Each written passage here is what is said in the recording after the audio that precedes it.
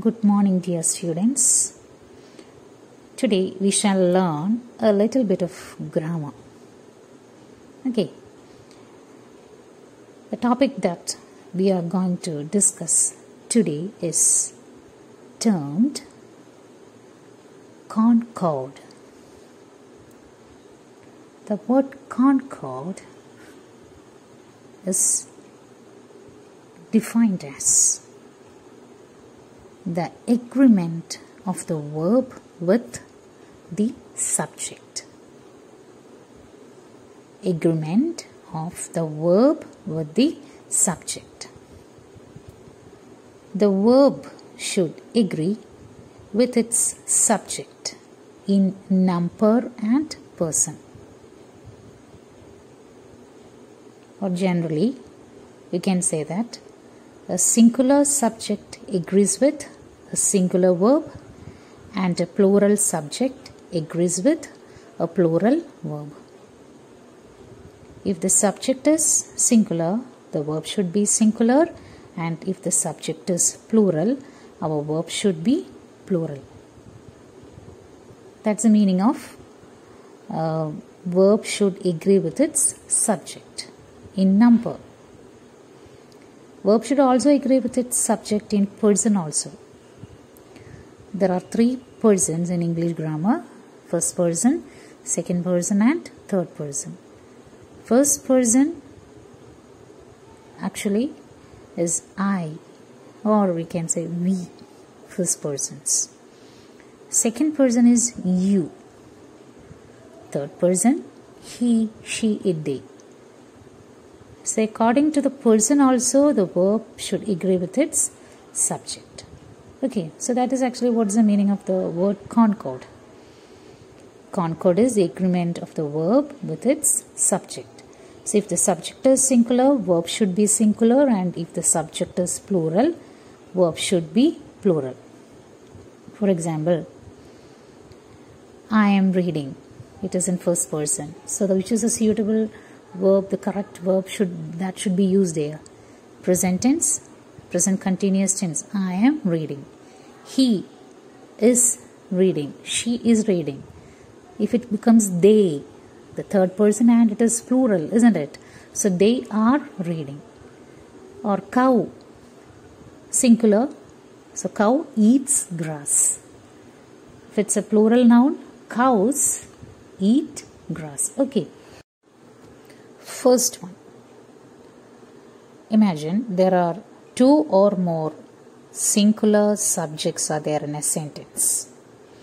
Two or more singular subjects or nouns are there in a sentence, and the subjects or these nouns are joined by and. So what about the number of verb? Verb should be plural. Two or more singular subjects or nouns joined by and always require a plural verb. Example, Sidharth and Jewel. There are two nouns. First one or two subjects are there, Sidharth. Second subject or second noun is Jewel. Sidharth and Jewel are great friends. See, look at the verb used, are. We have used a plural verb. Again, gold and silver are precious metals. So here also there are two subjects, singular subjects are there, and they are joined by and. So if two or more subjects joined by and, we have to use a plural verb. But there are some exceptions. If these nouns suggest one idea, if these two nouns together suggest one idea or refer to a same person or refer to a same thing, the verb is always singular. We learned that two or more singular subjects joined by and require a plural verb. But if they convey, isn't it? But if they together convey one single idea, our verb should be singular. For example, time and tide. It's considered to be a single phrase. They together convey one single idea. Of course, there are two nouns are there, time and tide, isn't it? But they together convey one single idea. Therefore, the verb is singular. Bread and butter is his only food. Is. See, look at the verb. A singular verb is used because bread and butter together convey one single idea. The novelist and poet is dead. These two nouns refer to the same person. Okay, therefore, our verb is singular. The novelist and the word poet refer to a same person. Okay, so therefore, the verb is singular. Okay, second one. Two or more subjects are there in a sentence and the subjects are connected by or. Either or. Neither nor. And what about the nature of the verb? Okay.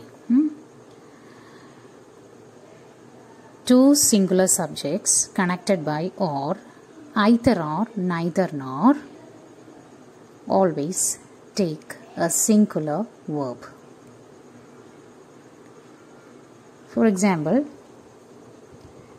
neither the student nor the teacher is late. Here, both of these subjects are singular and they are connected using neither nor or either or. Okay, and our subject, our verb should be singular because both the nouns are singular.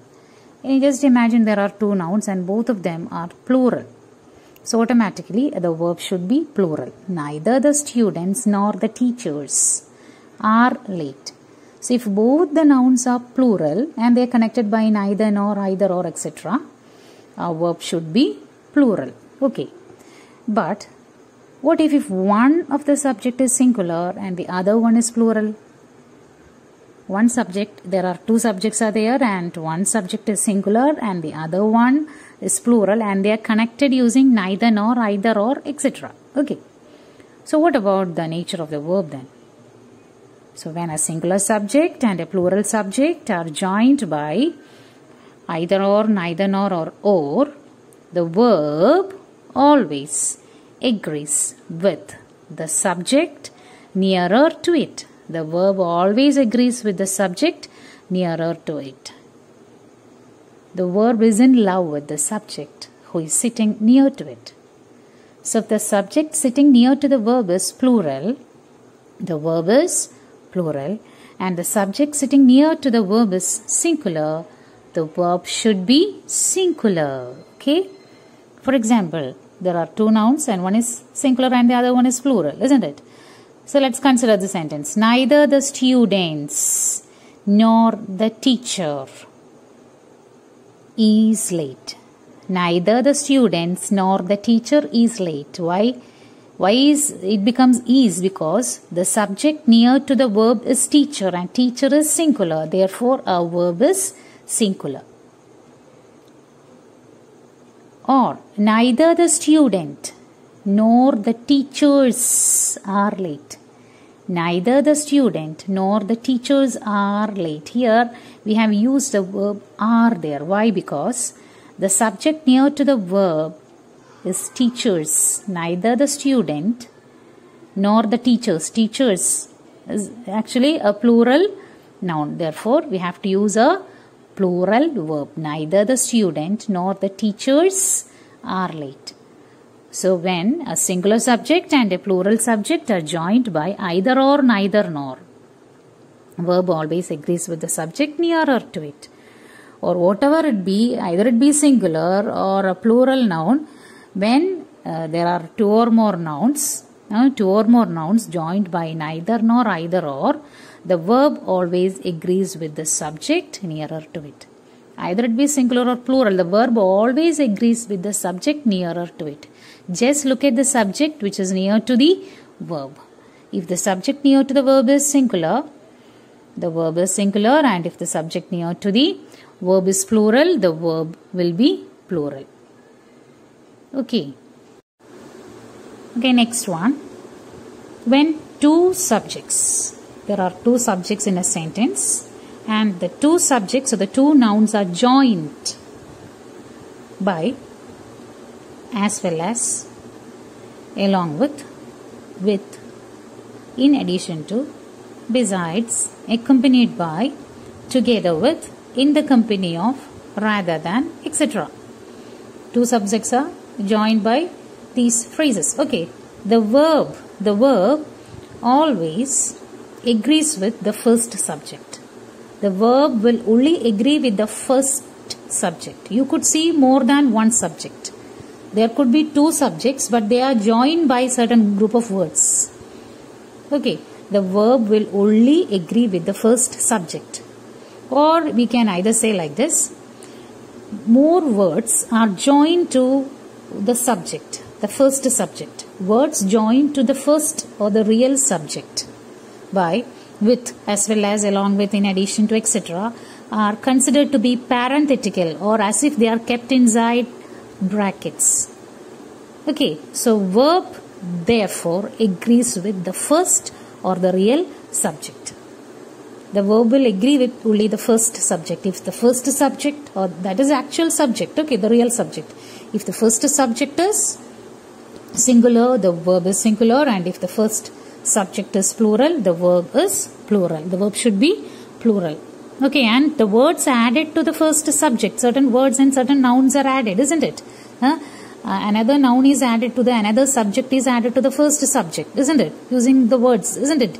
They are kept. They added joined words. The words joined to the first subject. They are joined to the first subject using comma. You could see the words added are kept inside two commas. So that's a clue. Which means they are as if they are kept inside a bracket. So you may just look at the first subject, and if the first subject is singular, your verb should be singular, and if the first one is plural, your verb should be plural. Okay, next one. If a sentence begins with one of the teachers, for example, one of the students. Okay, so if a sentence begins with one of, each of, every one of, either of, neither of. Of course, followed by a plural noun. The verb should always be singular. Okay, whenever a sentence begins with one of, each of always singular, every one of singular, either of, neither of is considered to be a singular subject, and therefore the verb should be singular. Verb should be singular. Even though one of may be followed by a plural noun. One of, each of, every one of, either, neither of plus plural noun carries a singular verb. Okay, either of, neither of, each, every one of, etc. must be followed by a singular verb. Don't forget. One of the players was selected for the national team.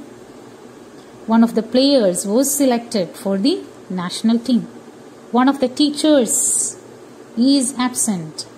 Okay, and also each and every is always considered to be singular.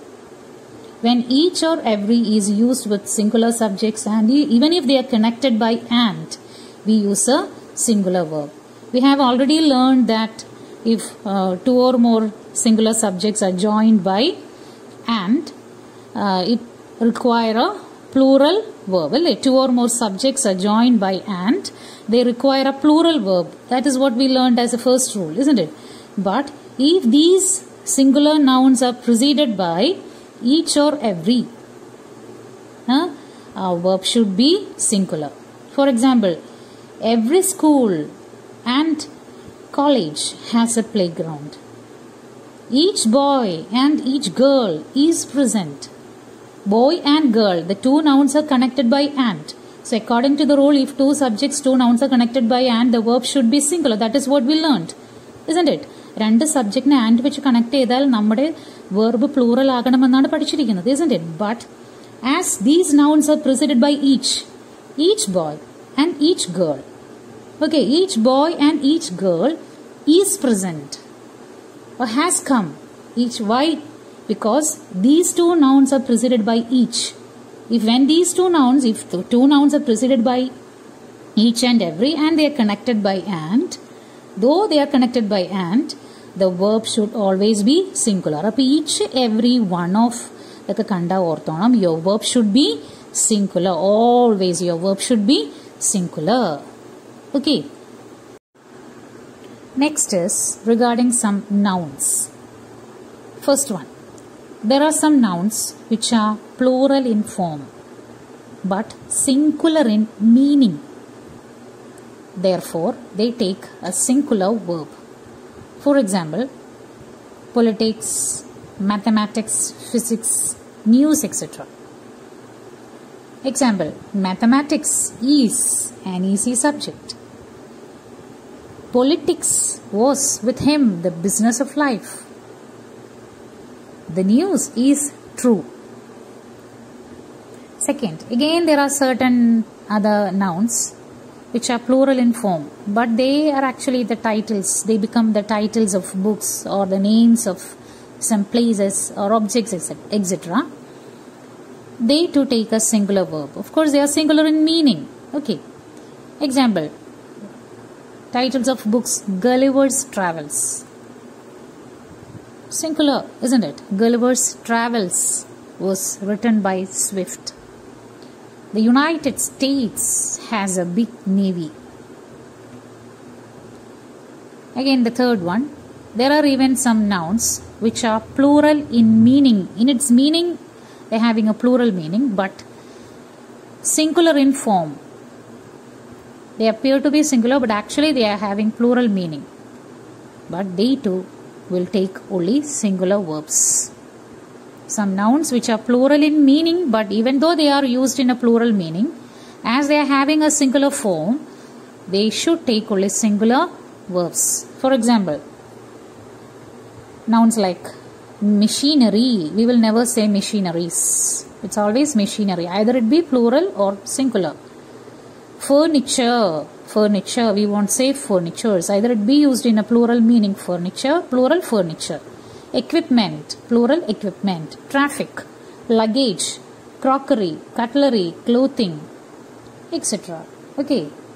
Therefore, the verb should also be singular. They are followed by singular verbs. Example, the furniture was bought from Italy. Okay. There is enough furniture in this room. There is a lot of furniture in this room. My luggage is kept outside. Okay. Next one. When a plural noun denotes some specific quantity or amount or period or distance is considered as a whole, and therefore the verb is singular. Certain nouns which denote quantity, amount, period, distance is considered as a whole, and therefore the verb is also singular. Or expressions like 5 pounds, 10 rupees, 100 rupees, 2 weeks, 2 miles. See, expressions that denote amount, time or period, quantity, distance. 2 kilometers, 20 kilometers is. 5 rupees, 100 rupees, 1 lakh rupees is. 2 weeks, 2 months, 2 years is. Okay, for example, 15 minutes is allowed for the speaker. Again, there are certain expressions like a good deal, a great deal, a lot of, etc. So, a good deal or a great deal of plus singular noun. If it's followed by a singular noun, the verb should be singular. And if it is followed by a plural noun, the verb should be plural. For example, a good deal of time was wasted on this case. Okay. Again, we have the expression like a lot of. A lot of takes a singular verb when it denotes amount and a plural verb when it denotes a number. A lot of money is spent, but a lot of petitions have been received. Again, when a sentence begins with the word one, and when one means anyone, everyone, it is called the indefinite one. Therefore, the indefinite one is not usually replaced by any other pronoun. The pronoun used instead of one is one itself. Okay, the pronoun used instead of one. One, for example, one should do one's duty for one's country. One should do one's own duty. It's not one should do his own duty. So the pronoun used instead of one is one itself. Okay, one should do one's duty. Again, we have certain determiners, this and that. It's always singular, isn't it? So what's the plural of this and that? These and those. The determiners this and that go with singular nouns, and these and those with plural nouns. These and those with plural nouns, and this and that considered to be used with singular nouns. So as a conclusion, we can say that if the subject is singular, a verb should be singular, and if the subject is plural, verb should be plural. What is most important is that whenever you look at a sentence, find out the actual subject. Go for the real subject. Find out the real subject, and if the real subject is singular, your verb should be singular, and if the subject is plural, your verb should be plural. And if there are more than one subject, we have learned certain rules, more than one subject is there and they are connected using and which connected angle, the verb should be plural. Again, there are more than one subject and they are connected using neither nor, either or.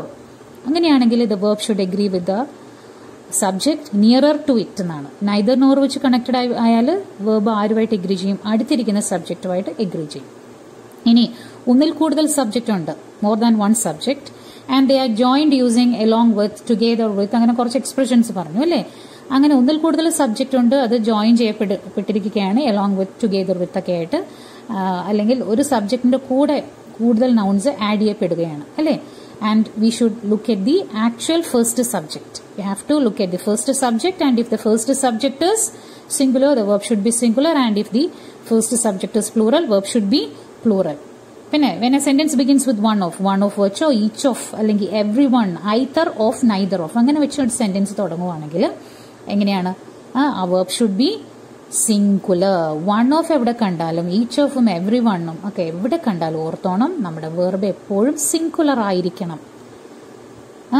ചിലപ്പം ചില nouns they are preceded by each and every വെച്ച് തുടങ്ങിയിട്ടുണ്ടാവും, പക്ഷെ and they are connected by and വെച്ച് connected ആണെങ്കിൽ പോലും each and every ആണെങ്കിൽ അല്ലേ, they are preceded by each and every.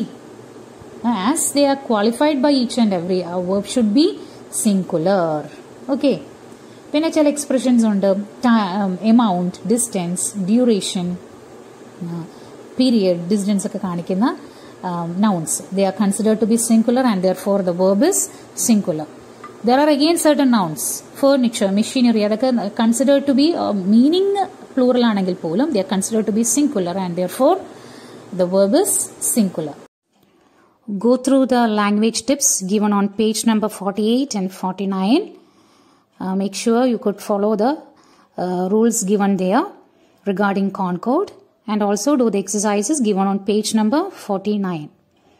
For the examination, you will be having certain questions from this portion, from this grammar portion, like you will be given a passage and you will be asked to correct the mistakes in the given passage. Okay, so you have to understand what is Concord. Concord is actually the subject verb. Okay, so you need to learn only the rules given there in your textbook for the time being. Okay, be thorough with that. So thank you, my dear children.